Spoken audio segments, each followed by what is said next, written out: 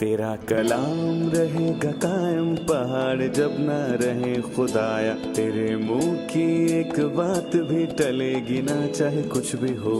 तेरी मान दिए है जिंदा सोने से भी कीमती, मेरा दिल ये दे गवाही है ये किताब अजीम। नाज़िल करे अपना कलाम, शिकस्ता दिलों को सुकून मिले, तारीखी दूर हो मेरी राहें रोशन कर। दिल अपना कलाम कसरत से ए खुदा बदल दे, रिहाई दे कसरत से फल मिला। कलाम रहेगा कायम पहाड़ जब ना रहे खुदाया, तेरे मुंह की एक बात भी टलेगी ना चाहे कुछ भी हो। अजीज नाजरीन, मैं अयाज ज़रीफ आप तमाम देखने वालों को हमारे रोज़ के बाइबली मुतालियाती प्रोग्राम की नई किस्त में खुशामदीद कहता हूँ। हम इफ्सियों के ख़त का मुताला कर रहे हैं जो आसमानी मुकामों का ख़त है, और आज हम इसके दूसरे बाब की 11वीं आयत से बाब के आखिर तक मुताला करेंगे।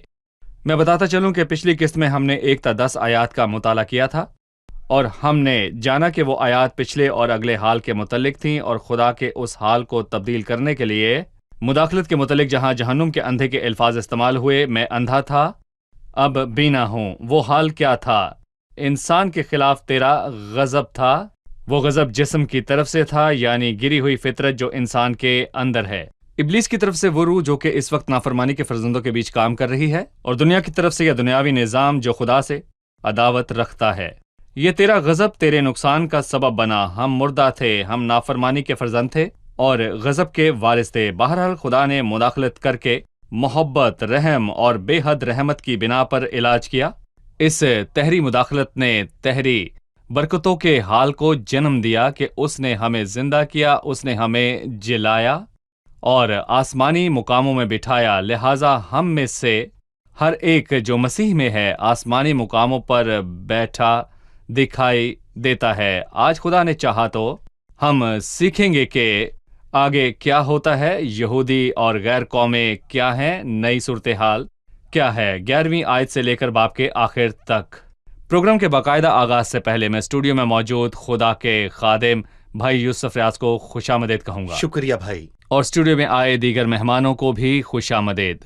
भाई यूसुफ, दूसरे बाब की 11वीं आयत से बाब के आखिर तक क्या मौजू है? दूसरे बाब की तकसीम 2 हिस्सों में है, और पहला हिस्सा खुदा के कलाम के मुतल्लिक है, और ये हिस्सा खुदा के हमारे लिए किए गए कामों के बारे में है। और हम पिछली आयत में इनफरादी पहलू देखते हैं, और जिन आयत पर अभी हम गौर करने वाले हैं वो दरअसल मजमूई पहलू के मुतल्लिक है। सो मैं कहूँगा कि बतौर कलीसिया हम पर मजमूई रहमतें हैं, और बतौर इंसान जिस्म एक घर है, एक मकदस है, और ये एक मजमूई पहलू है जो उस इनफरादी पहलू के मुकाबले में है, जिसे हमने पहले देखा कि खुदा ने हमें जिंदा किया, जलाया और हमें बिठाया। आपने शुरुआत में इशारा किया कि मजमूई पहलू और मजमूई मुकाम को देखा जा सकता है। आपने कहा कि कलीसिया है, जिस्म है, मकदस है, घर है। हम चाहेंगे कि आप उन नामों अलामात के मुतालिक बताएं जो कलीसिया को जाहिर करते हैं, और यहाँ और अब्दियत में कलीसिया को किस तौर पर देखा गया है। देखिए, मैं 8 नकात में इसे पेश करना चाहूँगा, और ये कोई तवील फहरिस्त नहीं है, बल्कि मैं कहूँगा कि हमें इसमें कलीसियाई मजमूई पहलू का मुकम्मल जायजा हासिल हो सकता है। सो मैं कहता हूँ कि कलीसिया आज एक जिस्म है, और कल ये एक दुल्हन होगी। हम मंसूब हैं, अभी दुल्हन तो नहीं है लेकिन जल्द होगी। हम एक घर हैं लेकिन कल एक मकदस होंगे, और मैं कहूँगा कि मकदस अभी तक मुकम्मल नहीं हुआ। अभी मकदस ज़ेरे तामीर है। अभी हम वो घर हैं जहाँ खुदा रहता है, लेकिन कल हम वो शहर होंगे जो खुदा के जलाल का ऐलान करेगा। आज हम रफीक शहरी हैं, लेकिन मैं ये वाज़े तौर पर बता दूं कि कल हम बड़े कीमती मोती होंगे। ये कलीसिया के हवाले से है। इफ्सियों में कलीसिया के मुतालिक सबसे मशहूर बात यही है कि हम एक जिस्म और एक घर हैं, पर जल्द दुल्हन होंगे। अब मैं 11वीं आयत से चंद आयात को पढ़ना चाहूँगा। बस याद करो कि तुम जो जिस्म की रूह से गैर कौम वाले हो, और वो लोग जो जिस्म में हाथ से किए हुए खतने के सबब से मख्तून कहलाते हैं, तुमको नामख्तून कहते हैं। अगले ज़माने में मसीह से जुदा और इसराइल की सल्तनत से खारिज اور وعدہ کے عہدوں سے ناواقف اور نا امید اور دنیا میں خدا سے جدا تھے۔ وعدوں کے عہدوں سے ناواقف اور نا امید اور دنیا میں خدا سے جدا تھے، مگر تم جو پہلے دور تھے اب مسیح یسوع میں مسیح کے خون کے سبب سے نزدیک ہو گئے ہو۔ بھائی یوسف 11ویں آیت سے 13ویں آیت میں لکھی ان باتوں کے مطابق ہمارا یا غیر قوموں کا ایمان سے پہلے کیا حال تھا؟ یہاں پر اس نے غیر قوموں کے حالات پر بات کی اور ہم پہلے حصے میں واضح طور پر یہ دیکھ سکتے ہیں۔ وہ کہتا ہے ہم اور تم، مطلب ہم یعنی یہودی اور تم یعنی کہ غیر قوم۔ یہی بات ہم آگے دیکھیں گے جب وہ ان سے واضح طور پر کہتا ہے پس یاد کرو تم جو غیر قوم والے تھے، اور یہ بھی جیسا کہ ہم نے پہلے کہا کہ دوسرے حصے میں واضح کلام ہے، 4 اور 2 مرتبہ پہلے حصے میں اور 2 مرتبہ پھر سے دوسرے حصے میں۔ 4 مرتبہ؟ جی بالکل، پہلے 4 مرتبہ اور پھر 2 مرتبہ ذکر ہے۔ پس غور کرو کہ تم جو جسم کی روح سے غیر قوم والے ہو، اور وہ ایسی 7 باتوں کا ذکر کرتا ہے جو کہ ہماری افسوسناک حالت کو پیش کرتی ہیں، جبکہ ہم غیر قوم تھے، جبکہ یہودی اور غیر قومیں جدا تھیں۔ اور غیر اقوام کے متعلق یہودیوں کا کیا نظریہ تھا جو کہ اس وقت خدا کے لوگ تھے؟ حالت بہت افسوسناک تھی۔ اس نے ان سے کہا تم جو جسم کی روح سے غیر قوم والے ہو، یہ پہلی مصیبت ہے۔ جو جسم میں ہاتھ سے کیے ہوئے ختنے کے سبب سے مختون کہلاتے ہو، تم کو نامختون کہتے ہیں۔ یہ دوسری مصیبت ہے جسے نامختونی کہتے ہیں۔ اور تم اگلے زمانے میں مسیح سے تھے، یہ تیسری بات ہے۔ جودا اور اسرائیل کی سلطنت سے خارج، چوتھی۔ اور وعدے کے عہد سے ناواقف، پانچویں۔ اور چھٹی یہ کہ تم نا امید تھے، اور آخری یہ کہ تم دنیا میں خدا سے جدا تھے۔ یہ غیر قوموں کی حقیقت تھی، ان کے پاس امید نہ تھی۔ وہ دنیا میں خدا سے جدا تھے اور دنیا میں بھی مسیح دنیا سے میں جدا حقیقی تھے۔ خدا سے جدا وہ تھے، بت پرست تھے اور ان کی حقیقت کیا تھی؟ سراسر حماقت۔ اور ابلیس نے ان معبودوں کے ذریعے لوگوں کو بے وقوف بنایا جن کی حقیقت ہی کیا ہے؟ وہ دنیا میں خدا سے جدا ہیں، اور یہ ایک افسوسناک بات ہے۔ صحیح۔ ہم وقفے کے بعد مطالعے میں آگے بڑھیں گے۔ ناظرین، ملتے ہیں ایک چھوٹے سے وقفے کے بعد۔ اگر آپ کا کوئی سوال ہو تو وقفے کے دوران دیے گئے پتے پر ہمیں ارسال کیجیے، ہم جواب ضرور دیں گے۔ ملتے ہیں ایک وقفے کے بعد۔ میرے دوست، جب آپ مسیح کے پاس آتے ہیں تو آپ فقط بطور ایماندار اس کے بدن کا حصہ نہیں بنتے، بلکہ آپ اس مقام پر بھی پہنچ جاتے ہیں جہاں آپ خدا کے سامنے سب کے برابر ہیں، اور میں اور آپ خدا کے حضور میں برابر ہیں۔ اس لیے آج ایمانداروں کے درمیان کسی قسم کا فرق یا امتیاز نہیں ہونا چاہیے جس کی بنیاد رنگ، نسل، جنس یا زبان ہو، کیونکہ ہم سب نئے طور پر تخلیق ہوئے ہیں۔ اس لیے ہم سب کے درمیان صلح ہونی چاہیے، کیونکہ ہم سب مسیح میں ایک کیے گئے ہیں۔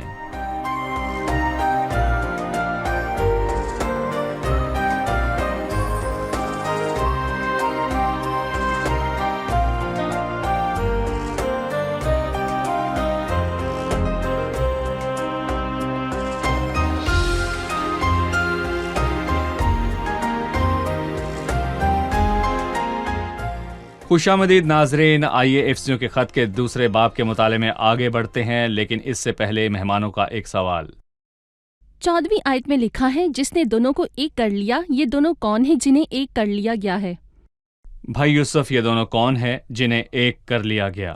سوال کے جواب کے لیے ہمیں اس کے پس منظر کو دیکھنا ہوگا، اور پچھلی آیت میں لکھا ہے کہ پس یاد کرو کہ تم جو جسم کے روح سے غیر قوم والے ہو، اور وہ جو مختون کہلاتے ہیں تم کو نامختون کہتے ہیں۔ ایک گروہ مختون کہلاتا ہے اور دوسرا گروہ نامختون۔ مختونوں کا رسول پطرس اور نامختونوں کا رسول پولس جو غیر قوم ہے۔ اور پرانے عہد نامے میں ایک جدائی کی دیوار ہے جس کے متعلق اس آیت میں لکھا ہے، اور جدائی کی دیوار کو جو بیچ میں تھی ڈھا دیا۔ اور جدائی کی وہ دیوار یہودیوں اور غیر قوموں کو جدا کرتی تھی، یہاں تک کہ جو یہودی ہونا چاہیے اور اسے خدا کی عبادت کرنی چاہیے وہ دور کھڑا رہا، کیونکہ وہ اسرائیل کی نسل سے نہیں، کیونکہ وہ جگہ غیر قوموں کا گھر کہلاتی ہے۔ لیکن مسیح نے صلیب پر جان دے کر دونوں کو ایک کر دیا، یہودیوں کو اور غیر قوموں کو اس نے انہیں ایک کر دیا۔ اور یہ صحیح ہے، اس نے آسمان اور زمین کی صلح کرائی، لیکن یہاں وہ کہتا ہے اس نے یہودیوں اور غیر قوموں کو مسیح میں ایک کیا، اور آج مسیح کی کلیسیا ہے اور مسیح کا بدن ہے، کوئی یہودی یا کوئی غیر قوم والا نہیں، کوئی مختون اور نامختون نہیں، کوئی وحشی اور کوئی برا نہیں، کوئی غلام یا آزاد نہیں، کوئی مرد یا عورت نہیں، کیونکہ मसीह में सब एक ही बदन के अज़ा हैं। लिहाजा मसीह के सलीबी काम के वसीले दूर रुकावटें हटाई गईं जो यहूदियों और गैर कौमों के दरमियान हायल थीं, और वो पर्दा जो यहूदी और गैर कौमों के दरमियान आम था और इंसान और खुदा की हजूरी के दरमियान, मसीह के सलीबी काम ने उस रुकावट और दूसरी रुकावट को दूर किया और गैर कौमों को आज़ादी मिली कि वो खुदा के नज़दीक आ सके। सही। खुदावंद हमारी मदद करे कि जब हम बाइबल की तफसीर करें तो हम उसकी तफसीर मुकम्मल पस मंज़र के साथ कर बिल्कुल। सकें। हम एक आयत की गलत तफसीर ना करें और ये ना कहें कि दोनों से मुराद आसमान और ज़मीन है। वाज़ेह है कि दोनों से मुराद यहूदी और गैर अक़वाम है, लेकिन जब उसने मुदाखलत की तो लिखा है, मगर तुम जो पहले दूर थे अब मसीह यीशु में मसीह के खून के सबब से नज़दीक हो गए हो। मैं जानना चाहूंगा कि यहूदियों और गैर कौमों के दरमियान कैसा ताल्लुक अस्तवार हो चुका है। यहाँ उसने गैर कौमों का जिक्र किया, लेकिन यहूदी और गैर कौमें मसीह के खून के वसीले से एक हुए। खुदा के नज़दीक लाने में मसीह के खून का क्या किरदार है? अल्फाज दूर और नजदीक सिर्फ इफ्सियों में है, बल्कि नहीं, यसाया में भी हमें ये मिलते हैं। मसलन सलामती सुलह जो उससे दूर है और जो नजदीक है, और मैं कहूंगा कि गैर कौमें उससे दूर थीं। तो नजदीक कौन था? यहूदी। लेकिन वो किस हद तक खुदा के नजदीक थे? दरअसल यहूदियों को खैमा इज्तिमा में जाने की इजाजत थी। वो बामुश्किल सिर्फ सेहन तक ही जा सकते थे, जहां वो पीतल की कुर्बानगाह पर कुर्बानी गुजरानते, और उन्हें आगे जाने की इजाजत नहीं थी। लेकिन सिर्फ काहिन को पाक मुकाम तक जाने की इजाजत थी। सरदार काहिन पाक तरीन मुकाम में जा सकता था, लेकिन आम यहूदी सिर्फ सेहन तक जा सकते थे। और रह गए हम, जो कि बहुत देर से गैर कौमों में हैं, हम कहाँ तक जा सकते हैं? क्या हम सेहन तक जा सकते हैं? जी नहीं। या फिर हम पाक मकाम तक जा सकते हैं? नहीं। पाक तरीन मुकाम तक? बिल्कुल नहीं। तो क्या फिर हम आसमानी पाक मुकाम में, जहां पर खुदा की इंतहाई पाक हजूरी है, क्या हम वहां पर जा सकते हैं? इसीलिए लिखा है कि तुम जो पहले दूर थे अब नजदीक हो। पहले हम दूर थे, लेकिन अब खुदा ने हमें नजदीक किया है, और इसकी कीमत मसीह खुदावंद का खून है, मसीह का पाक खून, जो कि सच में बेशकीमती खून है। और इसी के वसीले हम खुदा की इंतहाई पाक हजूरी में जा सकते हैं। हम खुदा की हजूरी में दाखिल हो सकते हैं। जी। 14वीं आयत में मसीह के मुतालिक लिखा है, उसका नाम मुबारक है क्योंकि वही हमारी सुलह है। फिर इसके बाद 15वीं आयत में लिखा है, सुलह करा दे। 17वीं आयत में लिखा है, उसने आकर तुम्हें सुलह की खुशखबरी दी। वही हमारी सुलह है, सुलह कराने वाला और सुलह की मुनादी करने वाला। आप इन बातों में क्या देखते हैं जो मसीह और सुलह के हवाले से हैं? मैं मुकाशफा का एक वाज़े सिलसिला देखता हूं। जब मसीह दुनिया में आया और फरिश्तों ने ललकारा कि जमीन पर सुलह, और इसके मुतल्लिक पुराने अहदनामे में कहा गया, और हमको एक बेटा बख्शा गया, और उसका नाम अजीब, मुशीर, खुदाए कादर, अब्दियत का बाप और सुलह का शहजादा होगा। जब वो शख्स पैदा हुआ, वो सलामती का शहजादा था, लेकिन उसे रद्द किया गया और उसे मसलूब किया गया। लेकिन ऐसा ना था कि लोग उससे ज्यादा जोरावर थे, बल्कि ये एक खुदा का मंसूबा था। वो सलीब क्यों चढ़ा? सुलह की खातिर। और सवाल का दूसरा हिस्सा सुलह को कायम करने के हवाले से है। तो क्या वो वाज़े करता है कि उसने सुलह को कैसे कायम किया? और उसने कहा, सलीब पर दुश्मनी को मिटाकर उसके सबब से दोनों को एक तन बनाकर खुदा से मिलाए। सलीब के वसीले सुलह कायम करना, और वो हमारी सुलह है। सलीबी काम के वसीले उसने सुलह कायम की। लेकिन अगली ही आयत में लिखा है, और उसने आकर तुम्हें जो दूर थे और उन्हें जो नजदीक थे दोनों को सुलह की खुशखबरी दी। और यहाँ उसने रूहुल कुद्स की आमद के मुतालिक बात की, यानी कि जब रूहुल कुद्स आया, उसने मसीह को हमारी खातिर भेजा ताकि दूर और नजदीक में सुलह कायम करे। और यहाँ मैं कहूंगा कि रूहुल कुद्स की आमद और मसीह की रूहुल कुद्स के वसीले आमद, ना कि जी उठने के बाद। ये दुरुस्त है कि जी उठने के बाद उसने अपने शागिर्दों को खुशखबरी दी कि तुम पर सलामती हो, बल्कि लिखा है तुम जो दूर थे और उन्हें जो नजदीक थे दोनों को सुलह की खुशखबरी दी। और ऐसा ईद पेंतीकोस्त के रोज पहले ना हुआ, जबकि रूहुल कुद्स मसीह के अजीम कामों का ऐलान करने आया कि उसने सुलह की खातिर सलीब पर जान दी। मसीह के सलीबी काम के नतीजे में, जिसने दोनों से अपने आप में एक नया इंसान पैदा किया, उसने दोनों को एक ही जिस्म में सुलह बख्शी, जैसा कि 18वीं आयत में लिखा है, क्योंकि उसी के वसीला से हम दोनों की एक ही रूप में बाप के पास रसाई होती है। मैं चाहूंगा कि आप इसके मुतालिक हमें बताएं कि दोनों की एक ही रूह में बाप के पास रसाई होती है। इस जबरदस्त आयत में तसलीस को देखते हैं, क्योंकि लिखा है उसी यानी मसीह के वसीले ہم دونوں کو ایک ہی روح یعنی روح القدس میں باپ کے پاس رسائی ملی، سو ہم ایک ہی روح میں مسیح کے وسیلے باپ کے پاس آئے۔ اور میں کہنا چاہوں گا کہ مسیح نے مجھے یہ حق بخشا اور روح القدس نے مجھے یہ صلاحیت بخشی کہ میں خدا کے پاس آ سکوں۔ اور میں کس کے پاس آتا ہوں؟ باپ کے۔ اور اس کا نام کیا ہے؟ اس کا نام باپ ہے، اور یقیناً خدا کہنے اور باپ کہنے میں فرق ہے۔ اور میرے لیے کیا ہوگا باپ؟ اس بچے کی خوشی کی کوئی انتہا نہیں۔ باپ، سچ میں اس بچے کی خوشی کی کوئی انتہا نہیں جو اپنے باپ کے ساتھ کے سوا اور کسی چیز کو نہیں جانتا۔ سو ہم اپنے خدا کے سامنے خود کو غلام سمجھ کر نہ کانپیں، کیونکہ میں یہاں پر کہنا چاہوں گا کہ تم کو غلامی کی روح نہیں ملی، بلکہ لے پالگ ہونے کی روح ملی، جسے ہم ابا یعنی اے باپ کہہ کر پکارتے ہیں۔ سو مسیح نے ہمیں نزدیک جانے کا حق بخشا اور روح القدس نے ہمیں نزدیک جانے کی صلاحیت بخشی۔ سو ہمیں چاہیے کہ ہم خدا کے اس قدر نزدیک ہوں کہ اسے باپ کہہ سکیں۔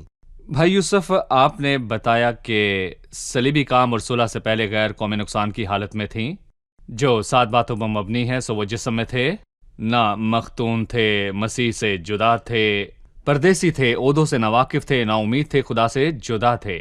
خدا نے مداخلت کی، تبھی انہوں نے برکت میں جو وجود حاصل کیا جو 7 باتوں پر مبنی ہے۔ اگلی آیات میں برکت کی وہ 7 باتیں کون سی ہیں؟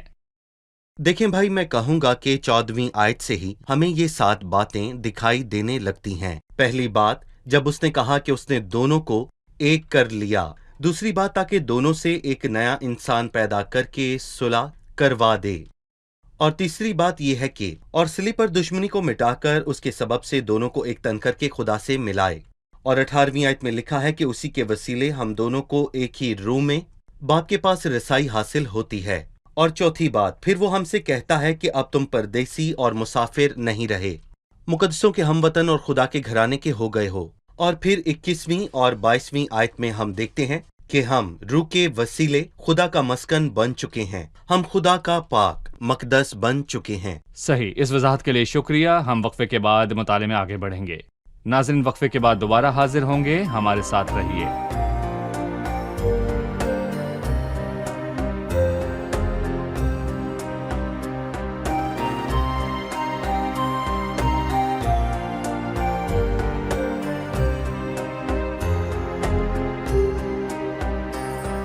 عزیز ناظرین، ہم دوبارہ حاضر ہیں۔ آئیے افسیوں کے دوسرے باب کے مطالعے میں آگے بڑھیں، لیکن اس سے پہلے حاضرین کا سوال۔ 19ویں آیت میں لکھا ہے بلکہ مقدسوں کے ہم وطن اور خدا کے گھرانے کے ہو گئے۔ کیا یہ دونوں باتیں الگ ہیں؟ اس کے متعلق بتائیں۔ جی بھائی یوسف، کیا کہیں گے؟ اگر ہم آیت کو شروع سے پڑھیں تو 19ویں آیت میں وہ غیر قوموں سے مخاطب ہے کہ ماضی میں وہ فقط یہ خواہش کر سکتے تھے کہ یہودی انہیں پردیسی اور مسافر جانیں۔ جب کوئی تیرے پاس پردیسی یا مسافر آئے تو اس کے ساتھ ایسا برتاؤ کر، اور در حقیقت غیر قوم کے لیے جو کسی یہودی کے گھر میں مسافر ہو ایسا سلوک فضل اور رحمت ہے۔ بہرحال یہاں ان سے کہا گیا ہے کہ آج صورتحال مختلف ہے۔ آج تم پردیسی اور مسافر نہیں، وہ ماضی کی بات تھی، جیسا کہ ماضی میں پرانے عہد نامے میں تھا۔ لیکن اب تم کیا ہو؟ اب ہم پردیسی نہیں، تو پھر کیا؟ ہم وطن ہیں لیکن یہودیوں کے نہیں۔ نہیں، پرانے عہد نامے میں بیرونی رسمی صورتحال تھی۔ تم تو مقدسوں کے ہم وطن ہو اور تم خدا کے گھرانے سے ہو، اور بہت سارے لوگ کسی گھرانے سے ہونے کی وجہ سے شیخی مارتے ہیں۔ کس کے گھرانے پر؟ ایک انسان کے۔ لیکن ہم کسی انسان کے گھرانے کے نہیں ہیں، بلکہ ہم مقدسوں کے ہم وطن ہیں اور خدا کے گھرانے سے ہیں۔ وہی لوگ ہیں جو مقدسوں کے ہم وطن ہیں اور خدا کے گھرانے کے بھی ہیں۔ وہی لوگ ہیں جو مقدسوں کے ہم وطن ہیں اور وہی دیکھیں، خدا میں کے کہوں گا گھرانے کہ کے یہ بھی بہت ہیں۔ نزدیک ہے مقدسوں کے ہم وطن ہونا، بہت بڑے اعزاز کی بات ہے۔ لیکن ہم وطن اور خدا کے گھرانے کے، ہم وطن ہونے سے بڑھ کر ہیں۔ ہم سب مصر کے ہم وطن ہیں، لیکن ہم صدر کے گھرانے کے نہیں ہیں۔ صحیح۔ لیکن بہرحال ہم مقدسوں کے ہم وطن اور خدا کے گھرانے کے ہو چکے ہیں۔ یہ خدا کے نزدیک تر قدم ہے۔ جب اس نے خدا کے گھرانے کا تذکرہ کیا تو 20ویں آیت میں وہ کہتا ہے، اور رسولوں اور نبیوں کی نیو پر جس کے کونے کے سرے کا پتھر خود مسیح یسوع ہے تعمیر کیے گئے ہو، اسی میں ہر ایک عمارت مل ملا کر خداوند میں ایک پاک مقدس بن جاتا ہے، اور تم بھی اسی میں باہم تعمیر کیے جاتے ہو تاکہ روح میں خدا کا مسکن بنو۔ مجھے اس گھر کے متعلق بتائیں کہ یہ کیسے تعمیر ہوا، اس میں کیا کچھ ہے؟ ہم نے دیکھا کہ یہاں دو باتوں کا ذکر ہوا، پہلا ہیکل اور دوسرا کہ یہ ہیکل ابھی تعمیر نہیں ہوئی۔ اسی لیے وہ کہتا ہے کہ اسی میں ہر ایک عمارت مل کر خداوند میں ایک پاک مقدس بن جاتا ہے، اور یہ جاننے کا عمل کب اور کہاں ختم ہوتا ہے، یہ خداوند میں ایک پاک مقدس بن جاتا ہے۔ بہرحال ہم بہت مرتبہ آدھی ادھوری عمارتوں کو دیکھتے ہیں جو کہ بیکار ہوتی ہیں۔ بہرحال اس وقت عمارت یعنی کلیسیا بطور ہیکل مکمل نہیں ہوئی، لیکن اس کا مطلب یہ نہیں کہ ہم بیکار ہیں۔ اسی لیے اس نے کہا تم بھی اس میں باہم تعمیر کیے جاتے ہو تاکہ روح میں خدا کا مسکن بنو۔ پھر ہم بطور ہیکل نامکمل ہیں، لیکن اب ہم خدا کا گھر ہیں اور اس کا مسکن بن گئے ہیں۔ افسس میں ایک گھر تھا، ارتمس کی ہیکل، اور وہ اس پتھر پر بنا تھا جس کے متعلق ان کا دعویٰ تھا کہ یہ زیویس کی طرف سے گرا ہے، اور کسی نے ایسا نہ کبھی دیکھا اور نہ سنا، لیکن انہوں نے اس جھوٹی خبر کو سن کر اس کا یقین کیا۔ وہ ہیکل ایسے پتھر پر بنی ہے جو آسمان سے گرا ہے۔ یہاں وہ ایک مختلف ہیکل اور پتھر کی بابت کہتا ہے جو زیویس کی طرف سے تو نہیں، لیکن اسے کونے کے سرے کا پتھر کہا گیا۔ جی، ہمیں ہیکل کی تعمیر اور بنیاد رکھنے میں مسیح کے کردار کے متعلق بتائیں۔ در حقیقت مسیح کے اس نام سے نیا اور پرانا عہد نامہ بھرا پڑا ہے کہ مسیح ایک پتھر ہے جسے آدمیوں نے رد کیا، لیکن وہ خدا کی نظر میں منتخب کردہ اور میں کہوں گا کہ قیمتی پتھر ہے، لیکن یہاں اسے کونے کے سرے کا پتھر کہا گیا، اور کوئی بھی جو قدیم عمارتوں کے طرز تعمیر سے واقف ہے یہ بتا سکتا ہے کہ پتھر شروع سے لے کر عمارت کے آخر تک اسے سنبھالے رکھتا ہے، جسے کونے کے سرے کا پتھر کہتے ہیں، اور اسی پر عمارت کی نیو ٹکی ہوتی ہے، اور اگر اس کونے کے سرے کے پتھر کو غلط رکھ دیا جائے تو عمارت جھک جاتی ہے۔ اس لیے یہ پتھر جو ساری عمارت کو تھامے ہوئے ہے یسوع مسیح ہے، جو کہ نبیوں اور رسولوں کی بنیاد پر تعمیر ہوئی، یہ نہیں کہ وہ اور رسولوں کی بنیاد پر ہے اور نبی اور رسولوں نے بنیاد رکھی۔ بنیاد ہے کون؟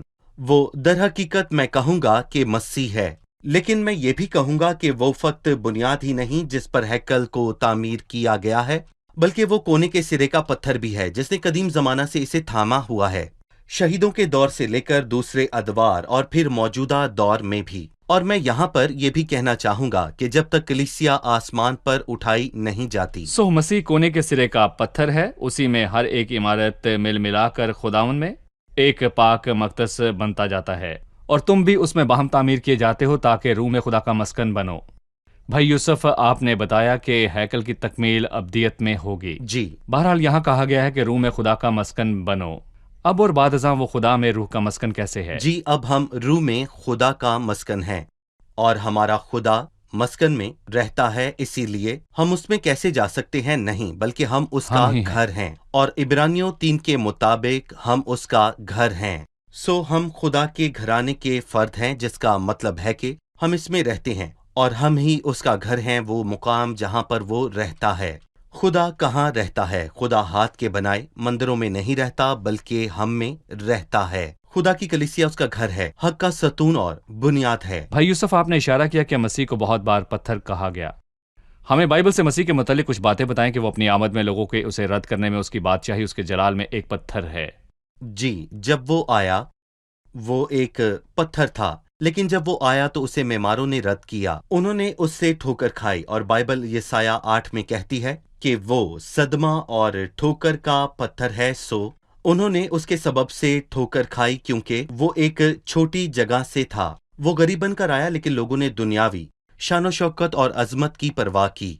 انہوں نے اس پتھر کو رد کیا، لیکن جس پتھر کو معماروں نے رد کیا جب انہوں نے اسے صلیب پر چڑھایا، وہی کونے کے سرے کا پتھر ہو گیا جب خداوند نے اس نئی عمارت کی خاطر اسے جلایا جو کہ کلیسیا ہے۔ لیکن میں یہاں پر یہ بھی کہوں گا کہ پتھر کی بات یہاں پر ختم نہیں ہوتی، کیونکہ دانیل کے 2 باب میں واضح طور پر کہا گیا ہے کہ ایک پتھر ہاتھ لگائے بغیر کاٹا گیا اور وہ بلندی سے گرے گا۔ اور آپ اندازہ کر سکتے ہیں کہ جب کوئی شخص پتھر سے ٹھوکر کھائے تو پتھر کو فرق نہیں پڑتا، لیکن اگر پتھر انسان پر گرے تو انسان کو کچل دیتا ہے۔ اور دانیل 2 کے مطابق جب وہ غیر قوموں کی مورت پر گرتا ہے تو اس کے ٹکڑے ہو جاتے ہیں۔ یہ مسیح کے جلال اور قدرت کے ساتھ دوسری آمد ہے، جب دنیا کی سلطنتیں خداوند اور اس کے مسیح کی ہو جائیں گی، اور ایک ہی خداوند اور اس کا ایک ہی نام ہوگا۔ اس لیے لکھا ہے کہ جس پتھر نے اس مورت کو توڑا ایک بڑا پہاڑ بن گیا، مسیح کی عالمی سلطنت عظیم، کیونکہ بائبل مقدس میں ایک پہاڑ دراصل بادشاہی یا پھر ایک بڑی سلطنت کا عکس ہے۔ کیونکہ وہ سب سے اونچا ہوتا ہے اور بادشاہی بھی سب سے بلند ہوتی سو ہے۔ مسیح وہ چھوٹا پتھر ہے جسے کسی انسانی ہاتھ نے نہیں کاٹا، جو ہمارے پاس انسانی شکل میں بغیر انسانی بیچ کے آیا، بالکل اور لوگوں کی نظر میں وہ چھوٹا تھا۔ بالکل وہ پتھر جسے آدمیوں نے رد کیا، جسے معماروں نے رد کیا تاکہ خدا کے گھر کی تعمیر کرے، جس میں ہر عمارت ایک مقدس بنتا جاتا ہے، اب وہ جلال کے بلند مقام پر ہے اور پھر سے آنے والا ہے تاکہ دنیا کی سلطنتوں کو نیست کرے اور ایک بڑا پہاڑ بن کر دنیا کو معمور کر دے۔ صحیح۔ خداوند آپ کو برکت دے۔ آپ کے ساتھ مطالعے کا بہت آپ لطف کو بھی آیا۔ برکت دے۔ اب مہمانوں سے ان کی رائے جانیں گے۔ فقط مسیح کے وسیلے ہم خدا کی حضوری میں داخل ہو سکتے ہیں، کیونکہ اسی کے وسیلے ہماری ایک ہی روح میں باپ کے پاس سے رسائی ہوتی ہے۔ میں نہیں جانتا کہ اگر مسیح نہ آتا تو بطور غیر قوم والے کے میرا کیا حال ہوتا۔ میں پردیسی اور مسافر ہوتا، لیکن جب مسیح آیا تو میں مقدسوں کا ہم وطن اور خدا کے گھرانے کا فرد بنا۔ شکریہ، خداوند آپ کو برکت دے۔ بھائی یوسف، آپ کا بھی شکریہ۔ اگلی قسط میں آپ سے پھر ملاقات ہوگی۔ عزیز ناظرین، خدا کا ایک ہی گھر ہے، اس کے بہت سے گھر نہیں ہیں، اور اس گھر کو ایک ہی کونے کے سرے کا پتھر درکار ہے۔ وہ پتھر زیویس سے نہیں گرا تھا، جیسا کہ وہ سوچا کرتے تھے کہ زیویس سے ایک دیوتا آ گرا اور ارتمس کی ہیکل کی بنیاد اس پر رکھی گئی، جبکہ وہ کہیں اور سے نہ آیا، لیکن وہ آسمان سے آیا۔ مسیح ہمارے پاس آیا، کلام مجسم ہوا اور ہمارے درمیان رہا، اور اس بڑے کام کے وسیلے جو اس نے صلیب پر کیا، مسیح نے خدا کے گھر کو تعمیر کیا، اور مسیح خود اس کے کونے کے سرے کا پتھر ہے۔ خدا نے ہمیں مسیح یعنی کونے کے سرے کا پتھر عطا کیا ہے۔ عزیزو، اس لیے میں آپ کی حوصلہ افزائی کروں گا کہ کچھ دیر ٹھہر کر سوچئے کہ آپ کس بنیاد پر خدا کے نزدیک جا سکتے ہیں اور آپ کا تعلق کس پتھر سے ہے۔ مسیح وہ کونے کے سرے کا پتھر ہے، اسی میں ہر ایک عمارت مل ملا کر ایک مقدس بنتا جاتا ہے۔ اگلی قسط میں پھر ملاقات ہوگی۔ خداوند آپ سب کو برکت دے۔